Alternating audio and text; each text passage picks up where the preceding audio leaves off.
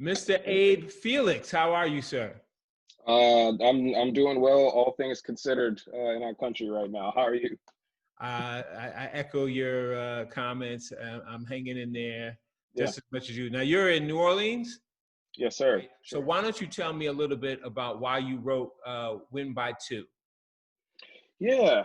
So I wrote "Win by Two" with the help of my storytelling partner, who is also a producer on this film, Milo Dimgen. We sort of I think I was at a point where I was looking to really find a way to mesh my two greatest, my two passions, which is film and basketball, honestly. So I think that was the impetus for wanting to kind of to tell a story in this world. Now, the message that I sort of wanted to get out there is, we're at this moment in time in history where we're interrogating, I think, a lot of the systems and the structures and the ways that we've been doing business as usual, from a structural racism standpoint to a homophobia standpoint to a uh,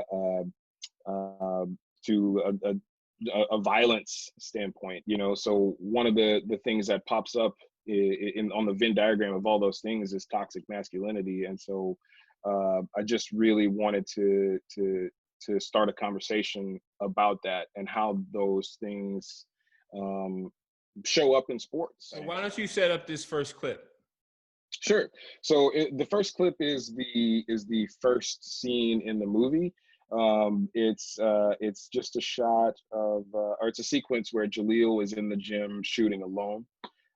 He's our main character. He's a top basketball prospect locally in New Orleans, and for me, there's just a spirituality to shooting the basketball alone. And so I kind of just really wanted to use this the first clip and the opening of the film um, to really mirror that and to put us in the space, but also to set up the thematic material of the union between the divine feminine and the divine masculine, and how that is how that shows itself even in a sports movie. So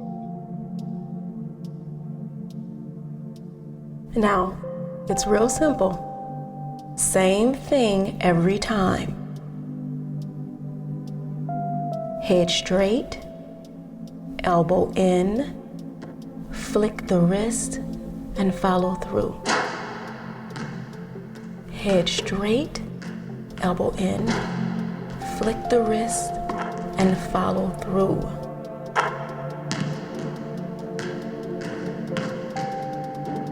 Head straight, elbow in, flick the wrist, and follow through. All right. So tell me a little bit about that. And obviously his mom is a big influence on him. What's their relationship like? Elaborate on that a little bit. Yeah. So one of the things I really wanted to do is to I know a lot of times it's a kid's uncle, it's his dad, it's a bigger brother who kind of shows him the ropes of basketball. But there's a lot of female basketball players out there who are single mothers who just want to give their kids opportunities. So I kind of wanted to show that side and that reality of the world of basketball as well. So in this film, you kind of get a sense of it without going into the deep history of it, but his mother is the one who has coached him and who has trained him and taught him the ropes of basketball. And so that's who I think that's who he's modeled his game after. That's who he emulates on the basketball court. And her competitiveness, her toughness is what's sort of driving him. And and so the other thing is, obviously, this kid's made 7 3-pointers in a row off a ball rack. He's a good shooter, and so I really wanted to in a very quick way show everyone that this kid, he can shoot, he can ball, he's got a long range game. So you know, it's a bit of that, and then tonally, the setup here is, like I was saying, there's sort of a spirituality to just being alone with you and the hoop. You know, there's a like a beautiful solitude, I think, to that. And so you know, just the idea of him being alone in that moment, but the only thing he can hear is the voice of his mother, and then his voice comes in at the end and is unified with his mother, and you know, sort of symbolized, if we're starting the metaphor, sort of symbolized in the follow through, the hand up. So that's sort of, there's a lot going on, I guess, in this, you know, first 30 or 40 seconds, or however long the first clip is. So that's really what that was about. Okay, you want to go to the second clip? Yes, sir, absolutely. Oh, you want to set it up or no?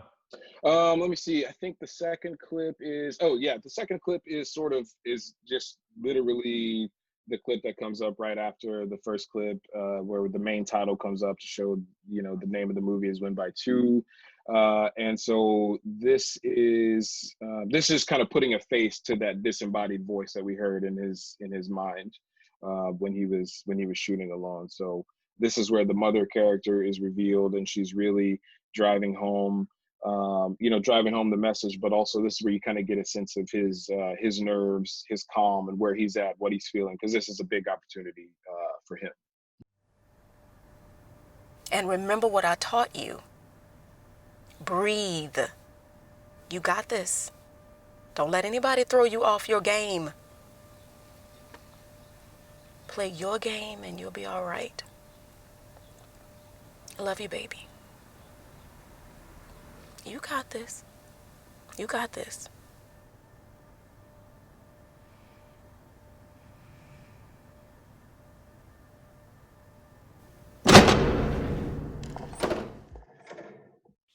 Dope. Definitely dope. So good cinematography there. I love the light coming through the window.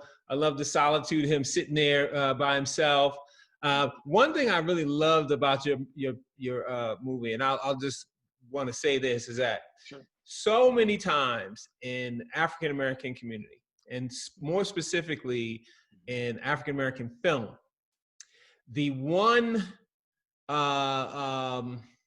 job per se that they give actors is the one prop that they use all the time is a basketball. And it's funny, but it's so frustrating. Like, so from my perspective, you know, I'm watching movies all the time, basketball. It's always basketball and outside, and you know why, right? Because there's light outside. Right. We got a free court, right? And we got a basketball. And it's always just so chaotic, and it's just so cliche, and it's just so it's so cheap, if I had to say something. It's just very cheap. It's very inexpensive. And it looks very inexpensive, and it's never done with any integrity. Right. And if I sound frustrated, please forgive me, but that's just that's okay. That's just what it is. So to see your project, I love the simplicity of your project. I just love it. It's just very clean, and very simplistic. And I just love it. I love him just sitting there by himself, looking at the phone, and he's actually the other character being the phone, his mom in the phone. So yeah, you know, kudos to you guys. You did a phenomenal job keeping it clean and keeping it simplistic. It looks like you learned from your mistakes. Yeah, absolutely. That's the only way to do it. You know, and so if I could just speak on this clip a little bit, you know, those two actors, the mother character is being played by Adela Johnson, who is a local New Orleans actress, and she's starring in her first feature film called My Belle, My Beauty here really soon, whenever that movie is done. And the lead character is being played by Bobby Williams, who is in this movie, his name is Jalil. And so, yeah, that's this clip is just sort of setting that up. I appreciate the compliments on the cinematography. It was, you know, as it is with any film production, it's always a struggle to you know, to time things out and to get things to look the way you need whenever you're getting ready to press record. And so, you know, actually the opening of this film was shot over the course of 2 days when the lighting was right, you know, coming Oh, through you that use window. you use natural light. Yeah, it's a mix of natural light plus the 6K HMI that we had kind of coming through the windows. We you know, I'll say you know, we were tremendously blessed to have the sun just sort of blast through those windows right there. So we, That you happens know, sometimes. Yeah, that happens. yeah, and Did you guys time that? Did you time it? we absolutely did. It was about an hour and a half where the sun was right there. So we knew that we knew we could get a lot of mileage out of that. So we, you know, that's how we started our day, both days, in both mornings. This is a 2-day shoot. So They shoot, right? we hazed it up, pumped the hazer in, got those shafts of light, and, you know, God did the rest. All right, dynamite. And I saw a little. Was that Steadicam or what you guys have? Yes, sir. That was a Steadicam. Yeah. Okay. Oh, now, I think I saw that in the behind the scenes photo. So Steadicam was primarily used throughout the project. So truthfully, and this will get set up, I think, a bit in the fourth clip that I sent you, but you know, we really wanted to use the Steadicam when Jalil felt like he was in flow. So I know that's kind of jumping ahead a little bit as far as our use of the Steadicam. We sort of had that mapped out to when Jalil is feeling in command of his game, in control of his circumstances, when he's feeling that, you know, that union and the flow that comes from the union of you know, him being his full self and playing his game. So Steadicam for some handheld, you know, some on sticks. It was a mix of both, and all of it was sort of representative of how Jalil was feeling at the time playing basketball. So Okay. All right. You want to set up the third clip? yes, sir. So, you know, the whole reason why, the whole impetus for Jalil being on this basketball court in this private workout is that he's getting ready to beat the legendary recruiter for national level basketball, USA 16 national basketball, and so he's not sure what he's in for. He doesn't know what to expect. All he knows is that he wants to impress Frank, the recruiter. So that's set up for clip 3.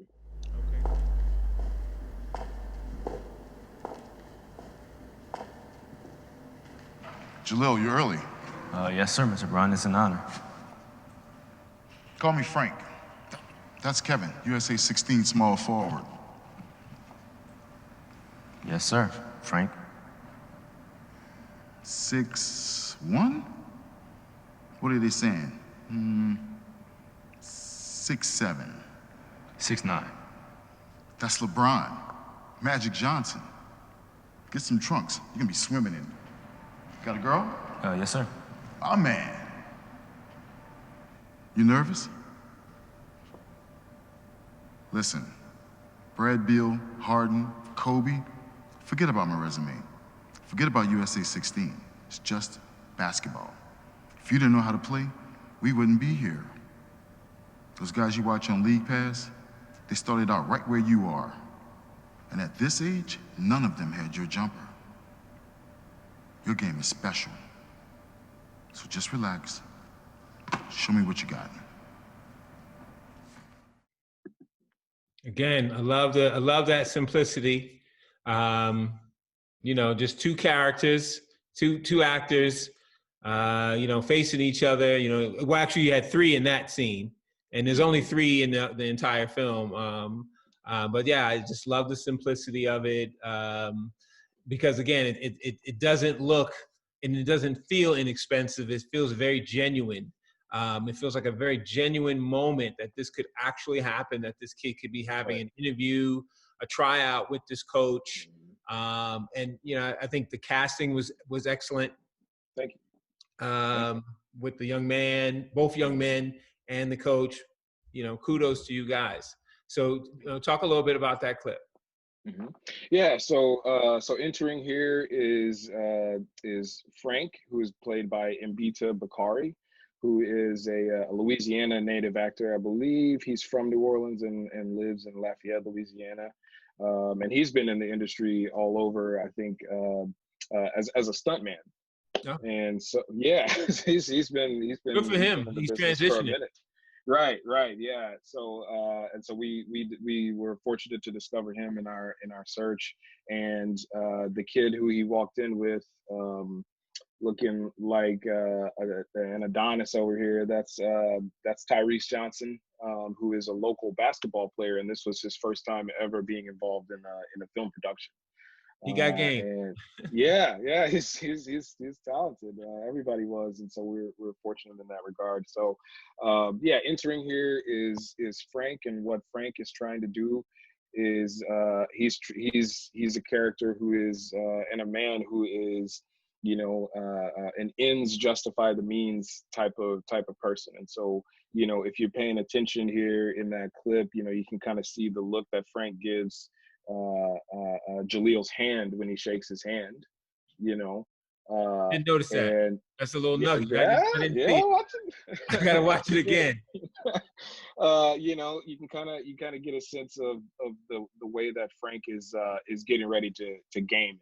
You can kind of get a sense of that from the way that Tyrese's character Kevin sort of looks at Jalil from behind. Jalil looks at him like, I'm getting ready to victimize you, and then Frank starts asking this series of questions just to sort of figure out where he is in his head and what's going on. He asks him if he's got do you have a girl? He's trying to figure out all these questions. It's the weirdest question out of all of them. Like, do you have a girl? Like, what?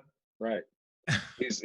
Frank is all about toughness and being a hard man and doing whatever it takes to win, et cetera, et cetera. And so obviously those are character traits and things that are valued in the world of sports, but too often if you shift too far out of balance, I think that comes with a bit of a downside. And so really that's what we're setting up, is that there might be a little bit of a downside to the game that Frank is playing, and the game that now, as of this scene, Jalil has unwittingly walked into.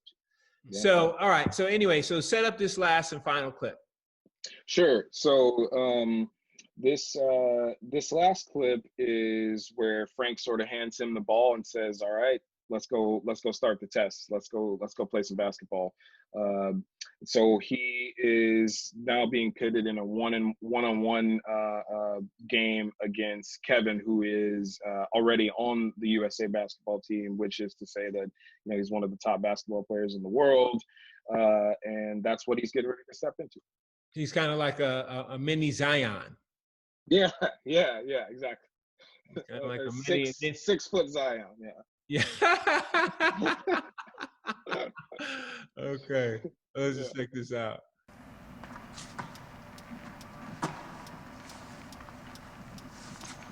St. Mary's, right? Nah, St. Aug. Oh, y'all boys, nice. This is a simple assessment. Play to 5, 1s and 2s. Make them, take them. Win by 2.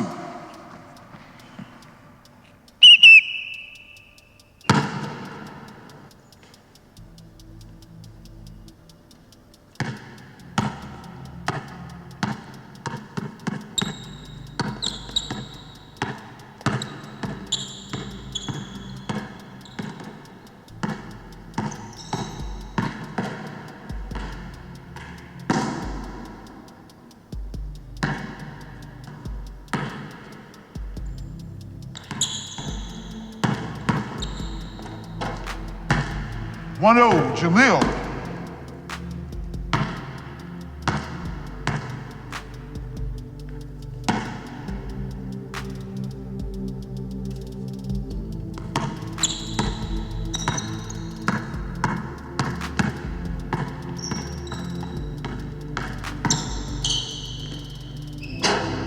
That's all day. 3-0. He's a natural. I love that. That's great, man. That's good work. Good work. All right. So tell me what you got planned for the future. I think you mentioned you're working on let me just finish. Do you want to say anything about that clip? Go ahead. Yeah, absolutely. So so this clip, like I said, is sort of the beginnings of Frank's game. We sort of see all the dynamics and everything that I just talked about sort of at play. And this is sort of right before the game gets flipped on its head, you know, for folks who are who are interested in continuing to watch the rest of the film.